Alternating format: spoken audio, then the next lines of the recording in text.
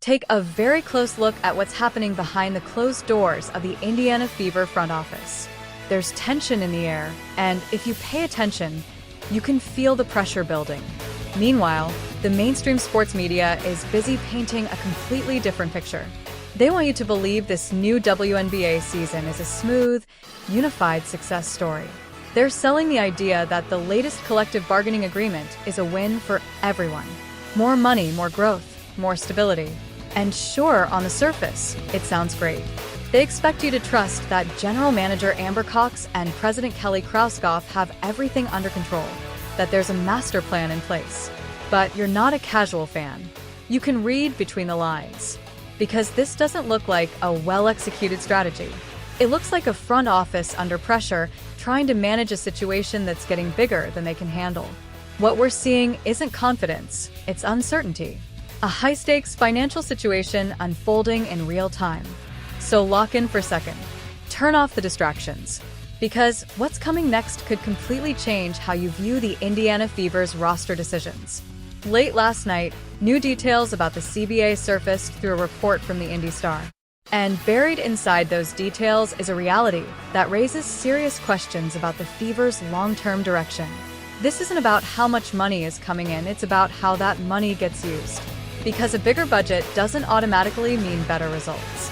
If leadership makes the wrong moves, even the biggest financial boost can quickly turn into a problem. And right now, that's exactly what could be unfolding in Indianapolis. So the salary cap was raised to $7 million in 2026, more than 4 times from 25. Now in 2025, it was $1.5 million, bro, which was extremely low. Now the salary cap. Let's break down the key shift here.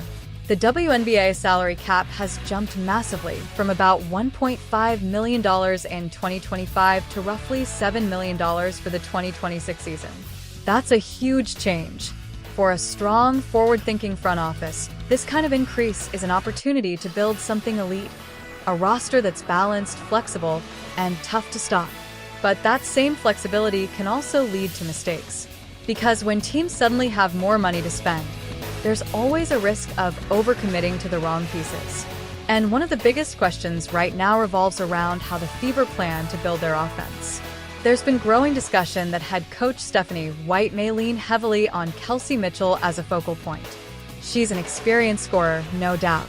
But the bigger question is whether building around her fits the long-term vision, especially with how the league is evolving. And based on the new CBA structure, that decision carries serious financial weight. Core Kelsey Mitchell for the first time in 2025, giving her a supermax of $250K. Now, if the Fever core her again in 26, she will likely command a $1.4 million deal, which is the supermax, as part of her new salary. Here's where things get complicated. The Fever already used the core designation on Kelsey Mitchell in 2025. If they choose to use it again in 2026, they could be committing to a deal worth around $1.4 million.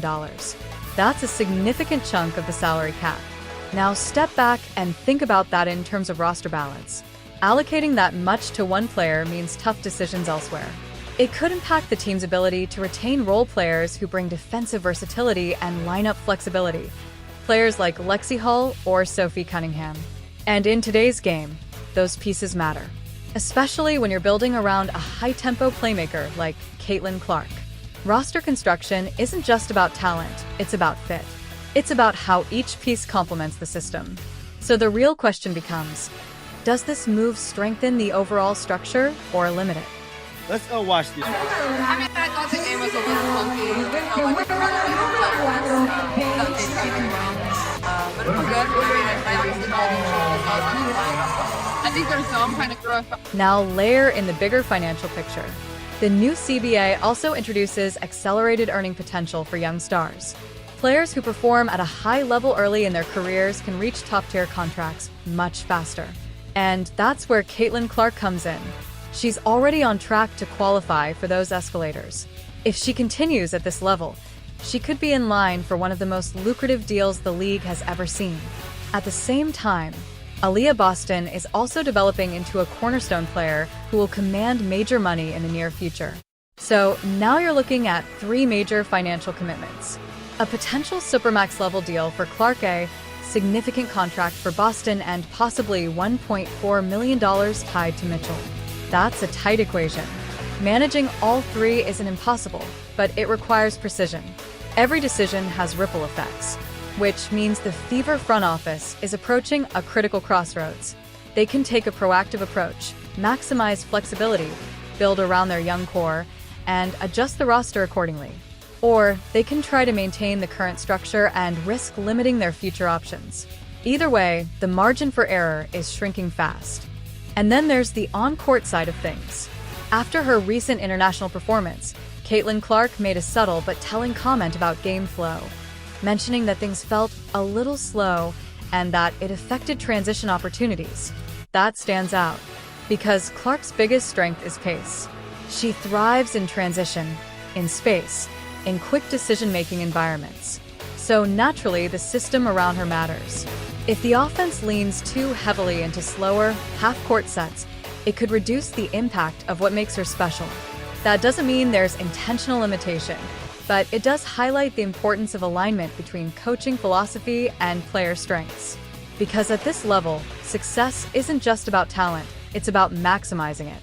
As the new season approaches, all of these factors, salary cap decisions, roster construction, and playing style, are going to come together. And how the Fever navigate this moment will define their trajectory moving forward. The opportunity is there, but so is the pressure.